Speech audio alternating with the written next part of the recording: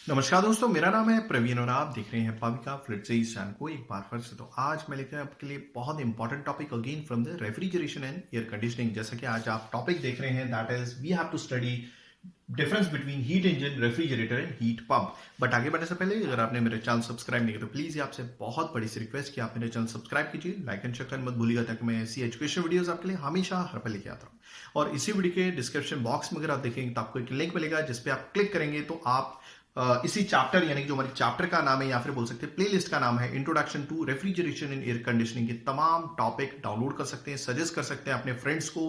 तमाम आपको university question solve किए हुए मिल जाएंगे डेरिवेशंस के साथ। और आए दिन काफी सारे कमेंट्स आते हैं कि सर आपकी वजह से हमारा फ्लूइड मैकेनिक्स, फ्लूइड मशीन्स का पेपर बहुत अच्छा गया, बहुत अच्छे मार्क्स आए, even out of they have got near about 98% marks. ठीक है, तो अगर आपको लगता है कि हमारी वजह से आपको कुछ बेनिफिट होता है, प्लीज दिल खोल के डोनेट कीजिएगा, उसका भी लिंक डिस्क्रिप्शन बॉक्स में दे दिया गया। तो चलिए ज्यादा ना टाइम लेते हुए इस क्वेश्चन को, मतलब इस टॉपिक को हम हिंदी अपनी नेटिव लैंग्वेज में समझेंगे और हर एक चीज देखेंगे। देखिए इसमें हम क्या क्या कवर करने वाले हैं। जैसे अगर हम हीट इंजन की तरफ फोकस करेंगे, ठीक है, तो हम इसमें देखेंगे कोफिशिएंट ऑफ परफॉर्मेंस क्या है। वैसे तो मैंने इसकी डेफिनेशन लिखी हुई, but that is in terms of temperature. ठीक है, साथ में एक चीज बता दें तो यहाँ पे जो ध्यान देने वाली एक चीज बात है, ठीक है, टीए का मतलब है एटमॉस्फेरिक टेम्परेचर। टीए मींस वातावरण का टेम्परेचर। ठीक है, तो अगर मैं कहीं पे टीए का यूज करता हूं तो आप समझ जाइएगा एटमॉस्फेरिक टेम्परेचर की बात हो रही है। ठीक है, साथ में हम हर एक टॉपिक में क्या क्या देखने वाले हैं, हर एक में एनर्जी बैलेंस देखा जाएगा, डेफिनेशन देखी जाएगी। तो सबसे पहले फोकस करते हैं हीट इंजन के बारे में। ठीक है, ओके, आप देख रहे हैं हीट इंजन एक तरह का हीट को यूज करने वाला इंजन। जैसे खुद ब खुद ये खुद अपना नाम ही बता रहा है, यानी कि हीट को यूज करके चलने वाला इंजन, ऐसा ऐसा बोल सकते हैं। ओके, अभी क्या काम कर रहा है, देखिए ये जो हीट इंजन है ये दो टेम्परेचर के बीच में ऑपरेट होता है, काम करता है। ठीक है, एक हॉट बॉडी है जिसका टेम्परेचर T2 है, एक है कोल्ड बॉडी जिसका टेम्परेचर है T1। क्लियर हो गया। अब यहां पर मैंने लिखा हुआ है T1 is greater than TA। मतलब देखिए ये मान लीजिए एक बंद चैम्बर है, एक क्लोज्ड घर है, ठीक है, एक रूम है जिसके अंदर का टेम्परेचर T1 है। मान लीजिए कि अंदर का टेम्परेचर है 30 डिग्री सेल्सियस और बाहर का वातावरण का टेम्परेचर है 27 डिग्री सेल्सियस। हो गया, क्लियर हो गया। तो दैट मींस अब हम बोल सकते हैं T1 is greater than TA। हो गया। अब देखिए इसे समझिए क्या करता है ये। अब ये जो हीट इंजन है ये क्या करेगा, ठीक है, ये क्या करेगा, हॉट बॉडी से एक पर्टिकुलर रेट से हीट को खींचेगा। सिंपल है। ओके, मतलब कहने का मतलब है हीट इंजन को इनपुट दिया जाता है। क्या इनपुट दिया जाता है कि भाई तू Q2 हीट ले, और देखिए इतने किलो जूल की एनर्जी एक सेकंड में ले रहा है, कुछ अमाउंट ऑफ यानी कि Q2 किलो जूल की एनर्जी ये ले रहा है खुद को ऑपरेट करने के लिए, और बदले में एक यूजफुल वर्क देता है जिसका हमने शॉर्ट फॉर्म में लिखा हुआ है W और I पर बेस है, मतलब I जो है वो W के बेस पर है। आई होप आपको चीजें समझ में आ गई होंगी। हीट इंजन क्या करता है, कुछ रेट से हीट लेता है और बदले में वो यूजफुल वर्क देता है। क्लियर हो गया। तो दैट मींस यहां पर बोल सकते हैं कि इनपुट ये है, ये आउटपुट है। तो ये कोफिशिएंट ऑफ परफॉर्मेंस, इस केस में कोफिशिएंट ऑफ परफॉर्मेंस ना रह के एफिशिएंसी कहलाती है। अभी आपको मालूम है कि एफिशिएंसी क्या होती है। एफिशिएंसी का सिंबल कुछ इस तरह से होता है। अब वो क्या लिखते हैं, input by output multiply by 100। यही हो गया। अब 100 अगर हम नहीं लगाते तो ये एक तरह का फ्रैक्शन है। ओके, अब देखिए इनपुट क्या है, यानी कि जो परसेंट एफिशिएंसी है ये है परसेंट एफिशिएंसी। अब इनपुट क्या था, Q2। कोई कंफ्यूजन नहीं होनी चाहिए आई थिंक आपको। ठीक है, आउटपुट बदले में उसने क्या प्रोड्यूस किया, मतलब हीट इंजन क्या करता है, हॉट बॉडी से हीट लेता है एक पर्टिकुलर रेट से, ओके, और बदले में वर्क प्रोड्यूस करता है। आप ऐसा भी समझ सकते हैं, या बदले में कुछ यूजफुल वर्क देता है। ओके, याद रखिएगा ये भी किलो जूल पर सेकंड के हिसाब से ही होगा, बट ये पूरा का पूरा Q2 यूज नहीं करता। ठीक है, तो बदले में कुछ अमाउंट ऑफ हीट ये कोल्ड बॉडी को दे देता है। तो कहने का मतलब है कि इसकी एफिशिएंसी हमेशा 100% से कम ही रहेगी, क्योंकि आप देख रहे हैं साफ साफ इनपुट क्या था, हमने हीट इंजन को इनपुट क्या दिया, Q2, बदले में उसने वर्क कितना प्रोड्यूस किया, WI। तो याद रखिए I बेस पर रखा हुआ है, मतलब WI। आई होप आपको चीजें समझ में आ गई होंगी। ठीक है, तो आप देख रहे हैं Q2 का कुछ पार्ट ही इसने प्रोड्यूस किया है इस हीट इंजन ने।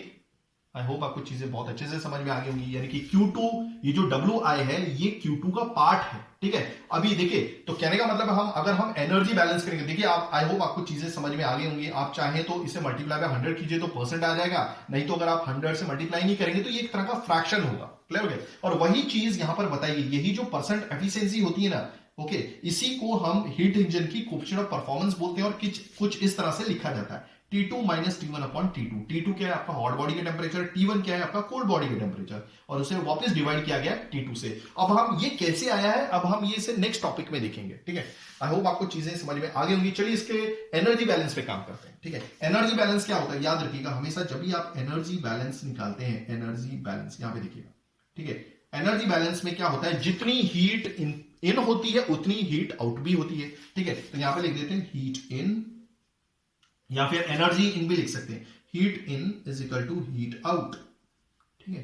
तब आप देखिए कि हीट इन कितनी हो रही है, हीट इंजन को कितनी एनर्जी मिल रही है, सिर्फ एक ही है Q2, बाकी तो हीट इंजन से बाहर निकल रहे हैं। तो that is your Q2 is equal to okay out is equal to output, यानी कि हीट आउट कितनी मींस हीट आउट निकल रही है। एक तो Q1 हीट जो है, जो इसी का पार्ट है, ये रिजेक्ट कर दिया गया है, ये नहीं लिया गया हीट इंजन द्वारा, जो कोल्ड बॉडी को चली गई है। क्लियर होगा। और यहां पे लिखा हुआ है T1 is greater than TA, याद रखिएगा यहां पे बताया हुआ है for example 30 degree Celsius 27 degree Celsius, तो ये क्लियरली दिख रहा है 30 degree Celsius is more than 27 degree Celsius, ठीक है।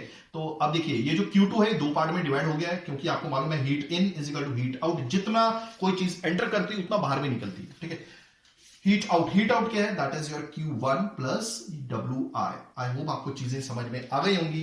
अब चाहे तो आप ये Q2 की जगह Q1 प्लस QWI भी लिख सकते हैं। तो इसी परसेंट एफिशिएंसी को या फिर कोएफिशिएंट ऑफ परफॉर्मेंस को मैं क्या लिखूंगा, इधर WI अपॉन Q2 की जगह क्या लिखूंगा, Q1 प्लस WI, ठीक है, मल्टीप्लाई बाय 100। आप चाहे तो 100 से मल्टीप्लाई कर सकते हैं परसेंट एफिशिएंसी निकालने के लिए। तो हमने यहाँ पे एनर्जी बैलेंस भी किया और डेफिनेशन भी हमने देख ली है इसकी। क्लियर हो गया। तो हीट इंजन क्या कर रहा है, इसकी एफिशिएंसी हमेशा 100% से कम ही रहेगी। अगर फ्रैक्शन की बात करेंगे तो 1 से कम ही रहेगी, क्योंकि Q2 का कुछ पार्ट ही ये यूजफुल वर्क देता है। बदले में जो Q2 का जो दूसरा पार्ट होगा, क्योंकि आपको मालूम है Q2 किससे बना हुआ है, WI प्लस QI से, Q1 से कहने का मतलब है, ठीक है। तो ये एफिशिएंसी हमेशा 1 से कम ही रहने वाली है, मींस 100% से कम रहने वाली है। या फिर अगर हम फ्रैक्शन बोलें, जो ये एफिशिएंसी का है वो 1 से कम ही रहेगा, क्योंकि Q2 का कुछ पार्ट ही यूजफुल वर्क में बदल दिया जाता है। ओके, बाकी जो पार्ट है Q2 हीट का वो निकाल दिया जाता है और कोल्ड बॉडी को दे दिया जाता है, ठीक है। तो ये हो गया हमारा हीट इंजन। चलिए अब आते हैं, लेट मी चेक, लगभग मैंने सारे पॉइंट्स तो कवर कर ही दिए, ठीक है, कुछ रह तो नहीं गया है। Okay, that's great. ओके, अब बुकों में अपने अपने अंडरस्टैंडिंग के हिसाब से अलग अलग टर्म दी हुई है, ठीक है। चलिए आते हैं रेफ्रिजरेटर के ऊपर। अब मैंने ये देखिए, रेफ्रिजरेटर, आप सबके घरों में रेफ्रिजरेटर होता है और कैपेसिटी वाइज आप खरीदते हैं। इसी रेफ्रिजरेटर को इंडस्ट्रीज में चिलर भी कहा जाता है, ठीक है। बट उनकी कैपेसिटी बहुत हाई होती है, इसी वजह से हम रेफ्रिजरेटर ना कहते हुए हम बोलते हैं चिलर्स। ओके, अब आप देख रहे हैं चिलर्स भी दो टेम्परेचर के बीच में ऑपरेट होता है। अब देखिए, कोल्ड बॉडी का जो टेम्परेचर है मैंने T1 लिखा हुआ है, हॉट बॉडी का टेम्परेचर T2 लिखा हुआ है। अब अगर आप देखेंगे, मैं यहां पर यह भी बता देता हूं कि हॉट बॉडी को रेफ्रिजरेटर में क्या कहा जाता है, कंडेंसर। आपने देखा होगा कंडेंसर, आपने देखा होगा जो पिछले हमारे रेफ्रिजरेटर्स आते थे, ठीक है। तो अगर उसकी बैक साइड देखेंगे तो कुछ इस तरह की कॉइल दिखेंगे आपको, कुछ इस तरह की कॉइल दिखेंगे और उस पर फिन्स लगी होती है ऐसे। आई होप आपको चीजें समझ में आ रही होंगी। तो इसी को हम हॉट बॉडी या फिर बोलते हैं कंडेंसर, ठीक है। ये किस लिए काम में आता है, किस काम में आता है, हीट को रिजेक्ट करने के काम में आता है, हीट को बाहर फेंकने के काम में आता है सराउंडिंग्स में, ठीक है। ओके, अब यहां पर आप देख रहे हैं कि कोल्ड बॉडी T1 को मैंने कोल्ड बॉडी क्यों कहा है, क्योंकि यह है इवापोरेटर, जहां पर आप एक पानी की ट्रे रखते हैं ताकि बर्फ जम जाए, ठीक है, जिसमें से आप हीट निकाल रहे होते हैं। आई होप आपको चीजें समझ में आ गई होंगी, ठीक है। अब यहां पर लिखा हुआ है साफ साफ T1 is less than TA। तो आपको मालूम है कि क्या है, एटमॉस्फेरिक टेम्परेचर, एटमॉस्फेरिक मान लीजिए 30 डिग्री सेल्सियस है, ठीक है। बट आपको जहां पे बर्फ जमानी है वो तो 0 डिग्री सेल्सियस पे है ना भाई। ओके, तो साफ साफ दिख रहा है कि T1 जो है वो 0 डिग्री सेल्सियस है और TA जो है वो एटमॉस्फेरिक यानी कि वातावरण का टेम्परेचर है। तो यहां पे लिखा हुआ है T1 is less than TA। हो गया। अब आप यहां पर देखिए, ध्यान से देखिए, यहां पे लिखा हुआ कोएफिशिएंट ऑफ परफॉर्मेंस, ये भी हम नेक्स्ट वीडियोस में देखेंगे कि ये वैल्यू कैसे है, ठीक है। That is your coefficient of performance is equal to T1 upon T2 minus T1, ठीक है। अब देखिए एक चीज यहां पे समझने वाली है, जहां पर आप ट्रे रख रहे हैं, यानी कि पानी जहां पर आपने रखा ताकि वो बर्फ जम जाए, तो हमें उसको ठंडा करना है, तो वही उसको ही हमने लिखा हुआ T1। तो उस चैम्बर में से हीट निकालनी पड़ेगी तभी तो आपकी बर्फ बनेगी। ओके, तो आप क्या रेट से हीट निकाल रहे हैं, देखिए यहां से हीट इस कोल्ड बॉडी से, समझ में आ रहा है, ठीक है, जहां पर हमने ट्रे रखी है ताकि वो ट्रे में रखा हुआ पानी आपकी बर्फ बर्फ बन जाए, ठीक है। तो दैट मीन्स उसका टेम्परेचर हमें रिड्यूस करना पड़ेगा दैट मीन्स यहाँ का टेम्परेचर कितना करना है, 25 डिग्री सेल्सियस से 0 डिग्री सेल्सियस। तो कहने का मतलब इस चैम्बर में से जहां पर आपने वो ट्रे रखी है उसमें से हीट निकालनी पड़ेगी। तो आप देखिए ये हीट इस चैम्बर से निकल के इधर जा रही है, ठीक है। तो अब हम यानी कि एक्चुअल सीओपी का डेफिनेशन देखते हैं। ओके, सीओपी ऑफ रेफ्रिजरेटर, तो ये क्या होता है, आप देखिए क्या रेट से आप हीट निकाल रहे हैं, कहां से निकाल रहे हैं, इस इवेपोरेटर से, कहां से, इस जहां पर आपने वो बर्फ मतलब पानी की ट्रे रखी थी। तो क्या रेट से आप हीट निकाल रहे हैं, हीट एक्सट्रैक्टेड कहां से, इस कोल्ड बॉडी से, ठीक है। हीट एक्सट्रैक्टेड वो भी किलो जूल पर सेकेंड में, ठीक है। तो वो उसका नाम क्या है, तो ये देखिए किलो जूल पर सेकंड से क्या रेट से आप हीट निकाल रहे हैं। देखिए मैं यहां पे डेफिनेशन ही बता रहा हूं कोफिशिएंट ऑफ रेफ्रिजरेटर की, क्या रेट से आप हीट निकाल रहे हैं, किसमें से, इवेपोरेटर से। इवेपोरेटर का दूसरा नाम क्या है, जहां पर आपने वो ट्रे रखी हुई है जो पानी से भरी हुई थी, जिसको आपको जमाना है, ठीक है, 0 डिग्री सेल्सियस पे, ठीक है। ओके, क्या रेट से आप हीट को बाहर निकाल रहे थे, ठीक है। ओके, बट ये सब करने के लिए कुछ वर्क तो चाहिए, तो कंप्रेसर वो काम करेगा, तो उसके लिए कुछ वर्क इनपुट तो देना पड़ेगा, वो भी किलो जूल पर सेकंड में देना पड़ेगा। तो ये है हमारा वर्क इनपुट, ओके। और इसकी भी जो यूनिट होगी वो किलो जूल पर सेकंड में आएगी। आई होप आपको चीजें समझ में आ गई होंगी।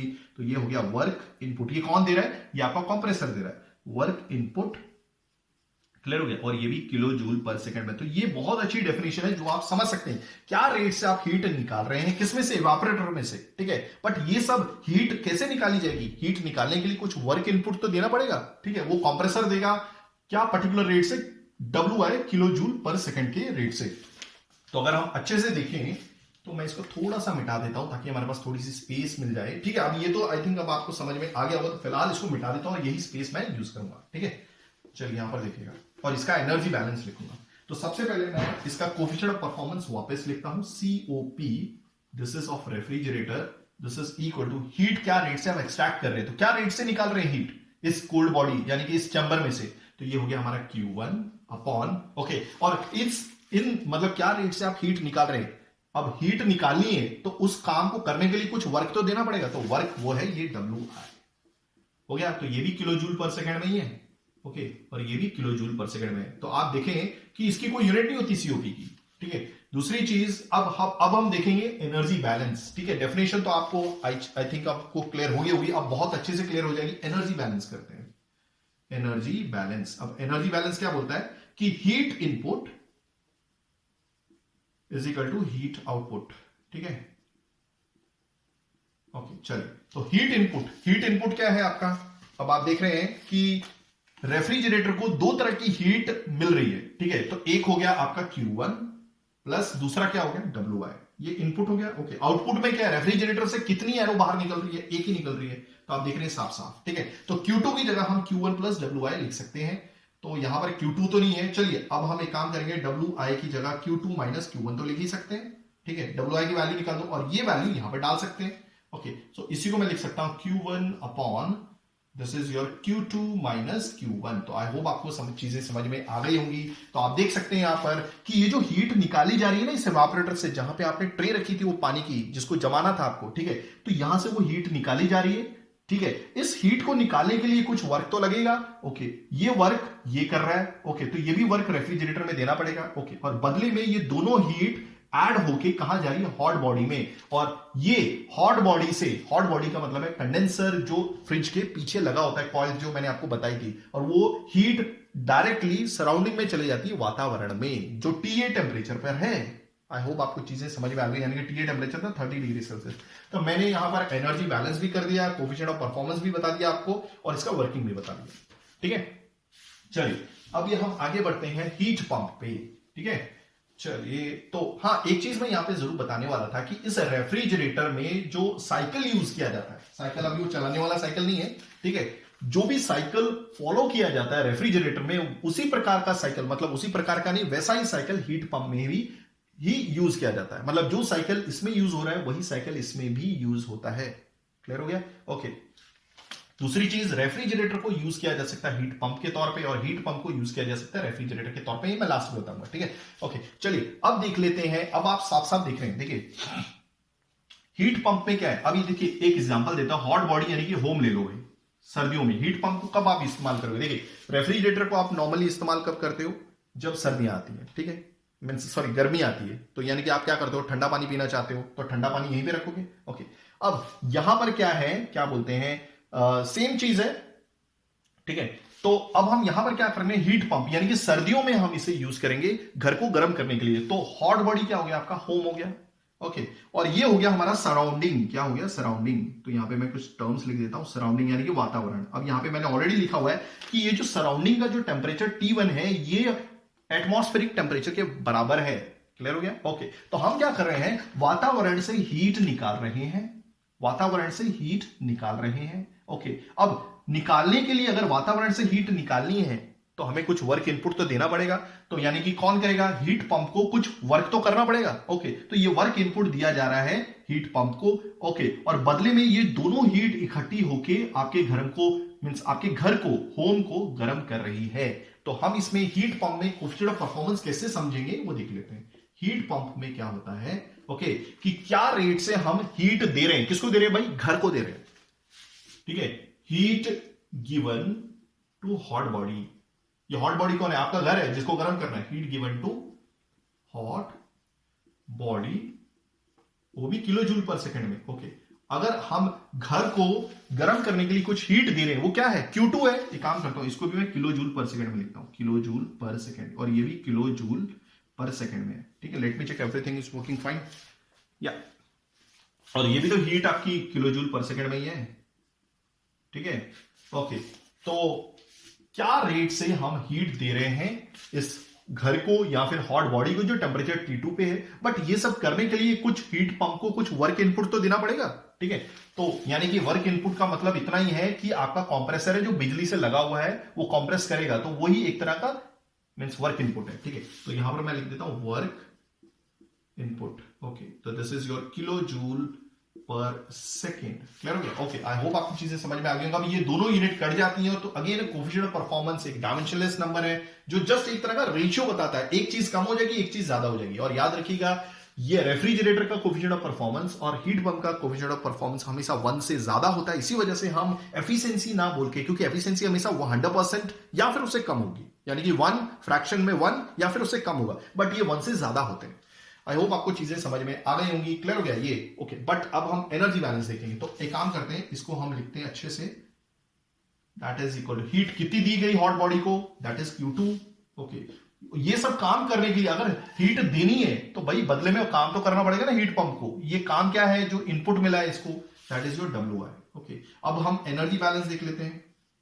Energy balance is equal to, देखिएगा ध्यान से। ओके, आप देखिए मैंने क्या लिखा हुआ, heat input is equal to heat output. Okay, heat input कितना है, देखिए एरो जो जा रहे हैं हीट पंप की तरफ, that is your Q1 plus WI is equal to Q2। Okay, अब हम क्या करेंगे, इस WI को रिप्लेस कर देते हैं, that is again Q2 minus Q1। Clear हो गया। ओके, तो आप सिंपल है यहां पे क्या कीजिए, that is your Q2 upon Q2 minus Q1। हो गया, ये भी कोई प्रॉब्लम नहीं होनी चाहिए। ओके, अब हम देखेंगे कि क्या रेफ्रिजरेटर को हीट पंप के तौर पे काम किया जा सकता है। अभी जितनी मेरी अंडरस्टैंडिंग है, जितना मेरे को समझा, ठीक है, अब एक काम किया जा सकता है। देखिए, ये जो हॉट बॉडी T2 है, ये आपका कंडेंसर है।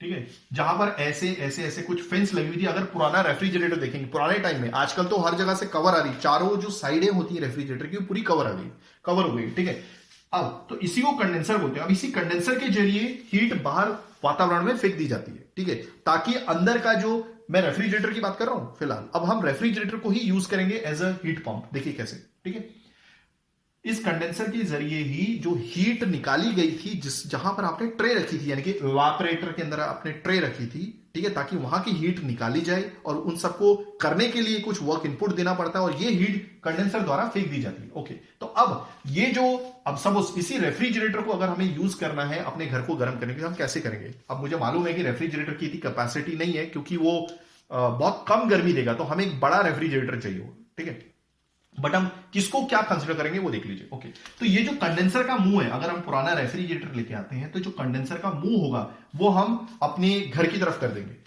मतलब जो आपका क्या बोलते हैं, विंडो ले लीजिए। आप क्या कीजिए, रेफ्रिजरेटर को क्या बोलते हैं, विंडो में लगा दीजिए, फिट कर दीजिए। ओके, और उसका जो मुंह होना चाहिए, यानी कि जो कंडेंसर है, यानी कि जो बैक साइड है, जो पुराने रेफ्रिजरेटर आते थे आपने देखा था पीछे कॉइल्स होती हैं, वो आपके घर के अंदर, घर मतलब उसका जो मुंह है, उसका जो फेस है, वो आपके रूम की साइड होना चाहिए। ओके, और पीछे से आपको क्या करना है, वो जो दरवाजा है रेफ्रिजरेटर का जो बाहर है घर के, उसे खोल दीजिए। ठीक है, आई होप आपको चीजें समझ में आ गई होंगी। यानी कि जो मैं इवापोरेटर की बात कर रहा हूं, यानी कि अपने रेफ्रिजरेटर को खोल दीजिए। बट मुझे मालूम है कि रेफ्रिजरेटर इतना गर्म नहीं कर पाएगा आपके घर को, क्योंकि इसके पीछे रीजन है। क्यों रीजन है? क्योंकि इसकी कैपेसिटी कम है, वो इतने पूरे रूम को गर्म नहीं कर सकता। ठीक है, तो हमने उस मीन्स क्या बोलते हैं, आपके रेफ्रिजरेटर को खोल दिया है, ताकि रेफ्रिजरेटर के अंदर जो इवापोरेटर पार्ट है उसका टेम्परेचर आपके सराउंडिंग टेम्परेचर से मैच कर जाए। बस दैट्स इट। और अगर उसकी कैपेसिटी थोड़ी ज्यादा होती तो डेफिनेटली वो रूम को गर्म ही कर देगा।